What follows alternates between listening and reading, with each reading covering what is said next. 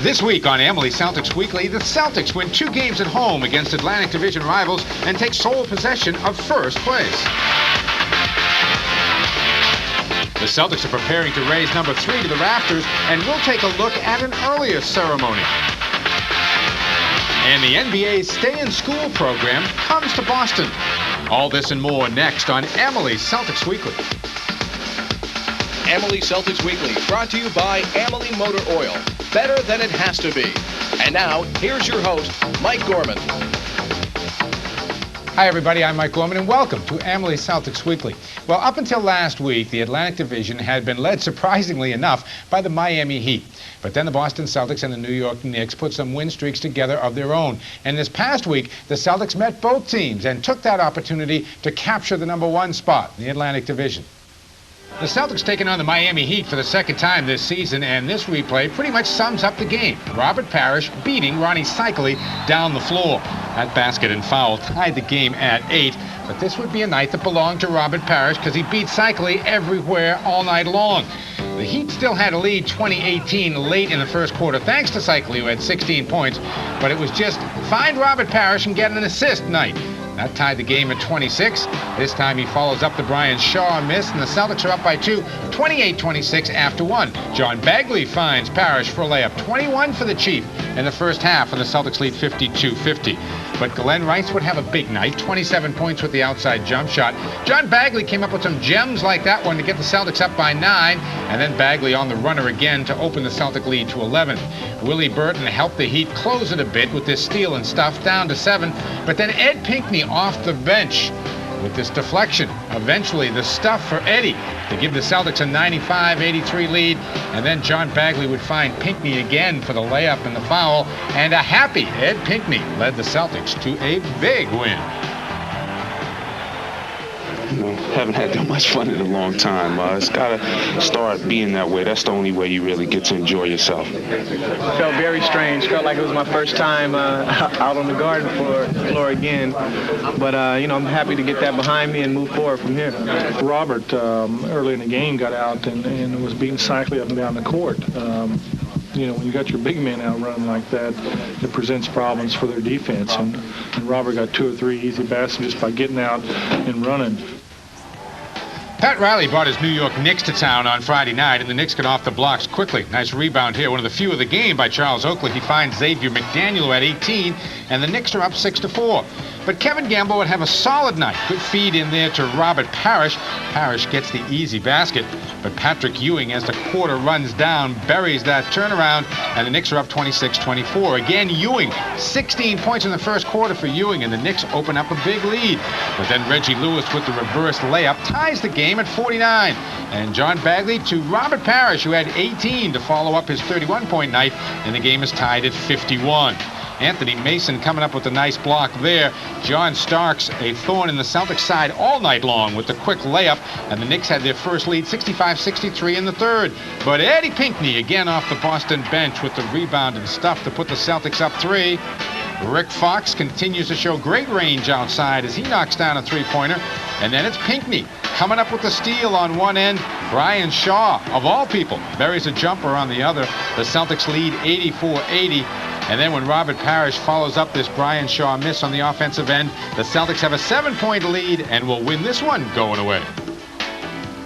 They made us look very poorly in the third quarter, but we stayed with our defense as well. I thought we took them out of the things they wanted to run offensively. It was a physical game, but, you know, the ball just bounced their way tonight. Guys that don't normally play are getting the opportunity to play, and they're stepping it up because other guys are out. And, you know, later on, when everybody's healthy, this better be a good team. There's no reason why it shouldn't be.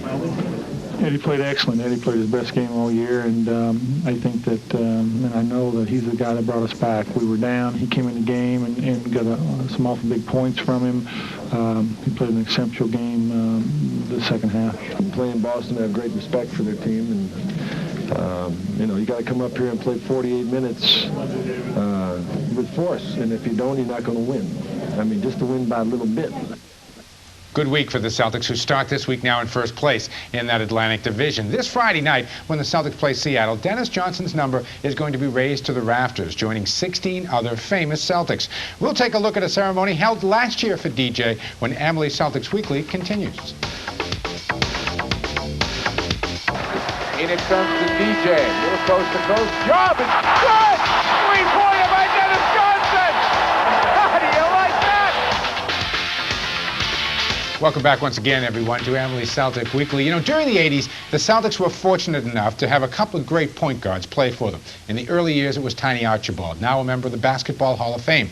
The later years gave Dennis Johnson to the Celtics, and he guided them to 2 NBA championships. At the end of the 89-90 season, the Celtics had to let Dennis Johnson go. But now he is back with the organization, and he's working as a scout. DJ wore number 3 when he was with the Celtics, and this Friday night, when his former coach, Casey Jones, and his first NBA team, Seattle, are back in town, the number is going to be raised to the rafters to join the likes of Cousy, Havlicek, Russell, and Sam Jones, just to name a few. However, this isn't really the first ceremony to retire DJ's number. When you think of Dennis Johnson, you think of an illustrious basketball career. It started in Seattle, moved to Phoenix, and ended up right here in Boston with the Celtics. Come Friday, number 3 will be hoisted to the rafters. And earlier this year, some friends of Dennis got together and had a retirement party for DJ. Not going to help their cause. Backdoor bird! Yes, sir. Johnny Newman never knew that he was being measured by Dennis Johnson. Well, I thought he was an excellent point guard, and I liked the way he used to bring the ball up and set up the offense on the half-court game. Inside bird. I really like him, and he's been my favorite player ever since I started watching. I've been watching for like 12 years now, and I really enjoy watching him play. DJ, little room for 2. Right up over the top of Tree Roll. He was a leader. He was a leader. He was what they needed the last championship they won. Without him, they could have never done it. Super defensive ball player, smart ball player, made very few mistakes. Gale, nice job with a bad pass. Spins for the hook. Champion by Dennis Johnson.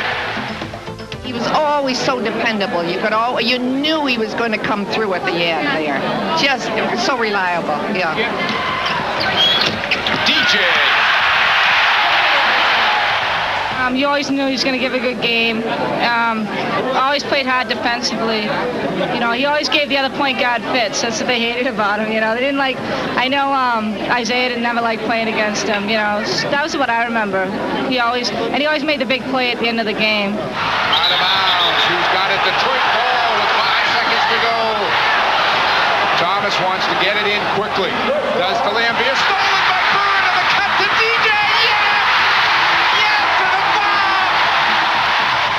I think as an athlete, he was real strong, you know, but beyond that, he was kind of like the athlete who the fans could really respond to. He was kind of like one of us, and he was a team player. Now, nobody's out there with Dennis Johnson. DJ! And look at the Knicks, right back off the mid. Knocked away by Dennis Johnson. I actually did not look forward to playing against Dennis Johnson over the years because he was such a clever defender, and he caused a lot of problems for me and other scoring big guards in this league for a long time. John Williams, left-handed, no, goes off Bird, save, Dennis Johnson, 2-on-1, Gamble and Parrish.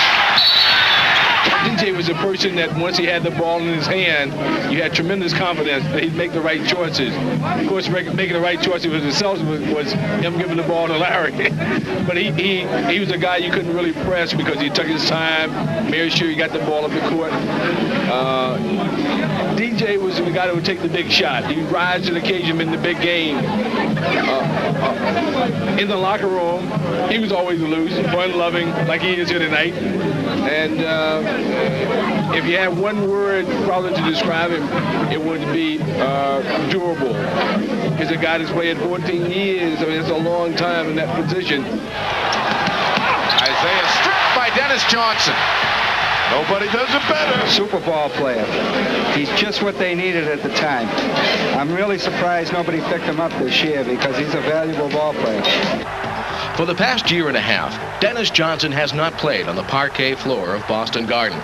But that doesn't mean everything has changed in his life. I still work out every day, but now I think it's in my blood to work out after all the number of years I've been playing. So to get up in the morning, I still have a routine, and my routine has worked, good so far, so I stick to it.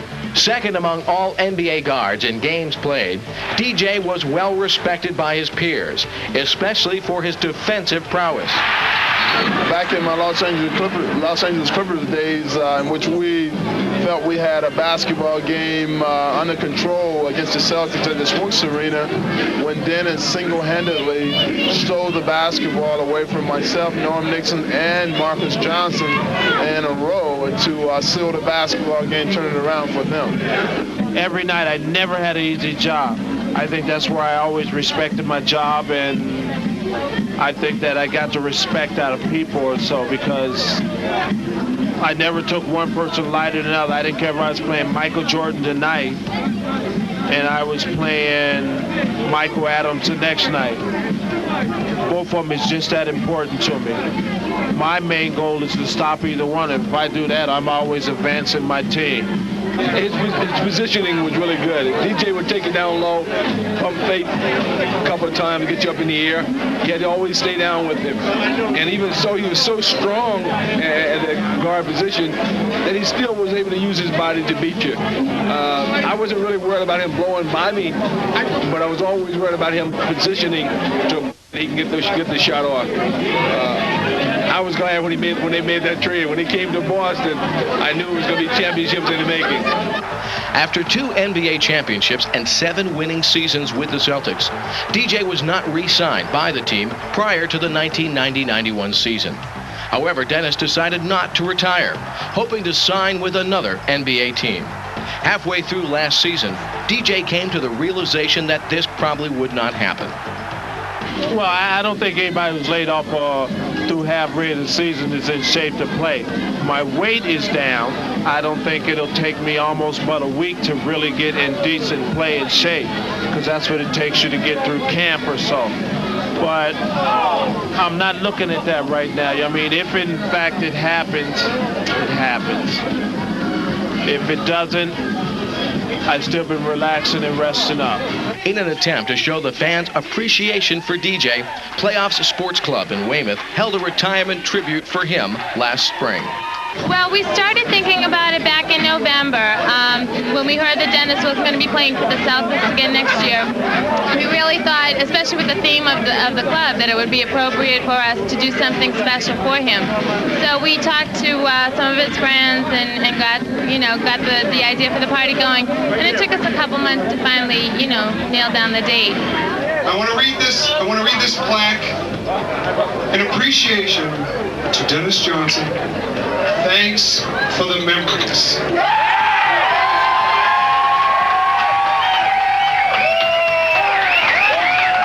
A sincere thank you for the great years of basketball you have given to us, to all of us.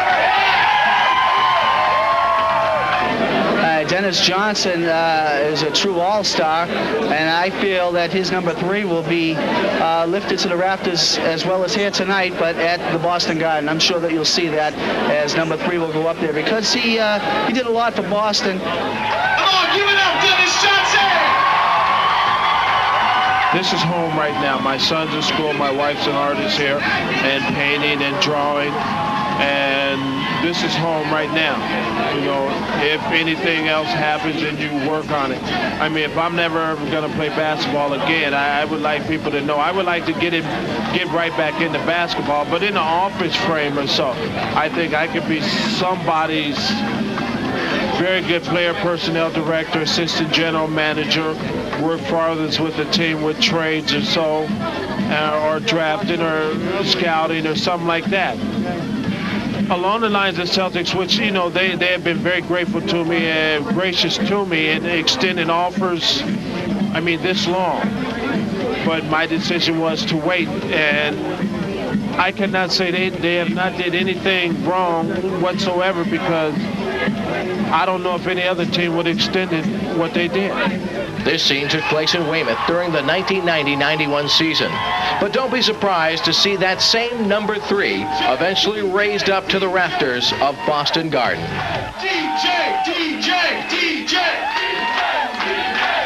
Friday night will be the night when number 3 does indeed go up into the rafters of the Boston Garden.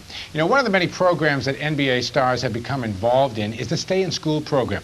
The Celtics are big supporters of the importance of education with youngsters, and in the last few months have been traveling to local schools and talking to kids. We'll take a look at one of these visits when Emily Celtics Weekly continues.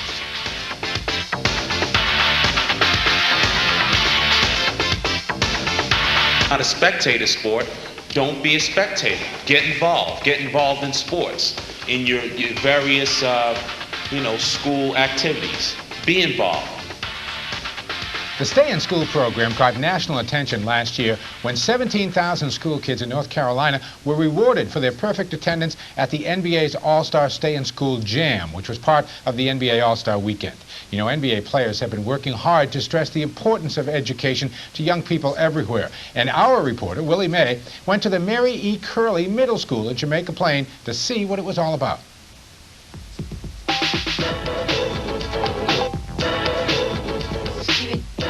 My heroes in life are not basketball players, they're not athletes. I look at people who come from tough environments and don't have the opportunities that we all had and make something of themselves. That's what's impressive. People coming and making something of their life through education. Stay in school. It's your best move. The NBA is in the 3rd year of its national Stay in School campaign. And last month, the Boston Celtics traveled to the Mary E. Curley School in Jamaica Plain as part of the league's Stay in School Awareness Day. Approximately 700 students gathered and listened to a group of Celtics explain the value of a good education and what staying in school did for their lives. A lot to say. I'm just here to say, listen, as a former player, as a person that runs the museum, as someone that school and education and basketball has been very important to me, I say there really isn't any decision in your mind. The only thing you can really do that makes sense is to continue with your education. Because if you do that, then you have a chance to go for that championship. And that is leading a very meaningful life. There are 3 kinds of people in this world. 3 kinds of people. Always remember this. There are people that wonder what's going on. There are people that know what's going on. And there are people that wonder what happened. So when you go throughout your life and in school, and in junior high school, and in college, try not to be one of those people that wonder what's going on or wonder what happened. Don't be in that category. You guys are all becoming of the right age right now where you're going to have to learn to make a lot of choices in your life. Some of you don't have the choice to come to school. Some of you are forced to come to school by your parents. That's because they care about you. I was forced to go to school, but that's because my parents cared about me.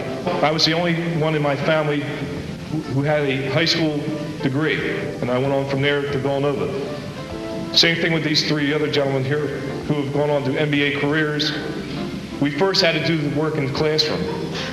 If we weren't eligible, if we got failing grades, we were not being able to participate in sports. We have a lot of things to be thankful for today's members of our society, all because we went to school, did well, and then our athletic skills kicked in as far as getting us to the NBA. But we had to make the grade in the classroom first. The entire concept of the Stay in School program revolves around the students improving their attendance at school. In this direction, the NBA, in cooperation with middle schools across the country, have been distributing monthly awards to students who maintain perfect attendance. We want them here when it starts getting colder. We don't want them to think, oh, it's cold, I won't go. I'm going to go because I have something to reach for. And with the awards each month, I think the kids have a goal. And they get bigger and bigger the more you have perfect attendance. Initially, when these programs started, I think they started with the high schools, but realized that by the time the young person has gotten to high school, they've already made a lot of choices and decisions on their own that are going to affect their education from that point on, and in turn the rest of their lives. So let's backstep a little bit, which they've done, and now we're talking to 6th graders, 7th graders, 8th graders. While they're making this transition here from elementary school kids to high school kids, us being in middle school. The students who have perfect attendance this month will be going to a movie. And we'll be trying to get some support to do that each month for those students who have perfect attendance, in addition to the awards from the Sports Museum, the Boston Celtics, and the NBA. In New England, the Sports Museum has joined forces with the NBA to help distribute their message to 7th, 8th, and 9th graders. Well, you know, the Sports Museum's mission is to educate and to entertain. And to me, if somebody goes to the Sports Museum, sports is an education there. And we want to give the kids incentives to stay in school, give them the message that a lot of people care about them, and that it really isn't a luxury. You have to touch them when they're young.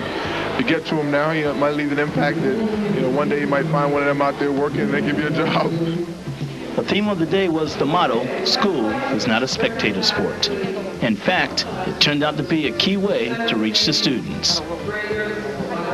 School is not a spectator sport is such an important phrase when you talk about being involved in school. School is an ongoing education, and it's so important that you guys continue your education throughout now and throughout your life. School definitely is not a spectator sport, and I'd say that our students are very much involved. We have a large student council. We ask students, what do you think about this? There's student surveys. School is not a spectator sport means that, all right, we're giving you some incentives to come to school for perfect attendance. But once you get in that classroom, we want you to participate. We want you to ask questions. We want you to be motivated. Help motivate one another. Get the teachers to help you. Get your parents behind you. Everyone's got to be a contributor. I think the person that came up with that slogan should get a big pat in the back and continue along with those type of endeavors in creating. The reality of meeting professional athletes was a dream come true for many of these students, but the real meaning of this event was not taken lightly by the students. It was very good, because sometimes I used to ask myself what was the point of school, but today they showed me. It gives me encouragement. I like it a lot. It's nice that they're going to do this. Like, they really care about people. It makes me feel that I can really rely on them and depend on what they say to me, and that I can learn stuff and be a doctor when I want to grow up. My sole interest isn't to play basketball, although I do it well. I enjoy it and I have a job doing it. I have other businesses. I have things I do outside of basketball. That if I were to have an injury, or if I were to not be on the Boston Celtics tomorrow, I would be able to return to the Bahamas and continue my life as a businessman. So I am ready and prepared, and hopefully someday I might run into you guys and we might be working together. A look at what some of the Boston Celtics are doing off the court. And we'll take a look at this week's schedule on the court when Amalie Celtics Weekly continues.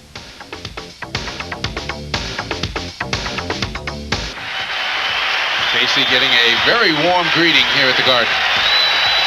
I love him.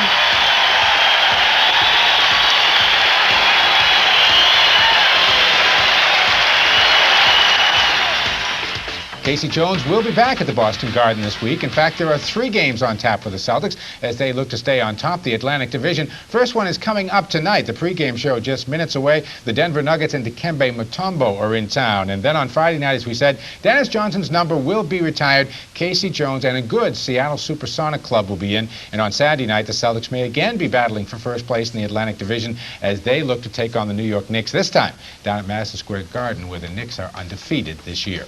That will do it for Amalie Celtics Weekly. The pregame show for the Celtics and Nuggets is coming up next. Good night, everybody.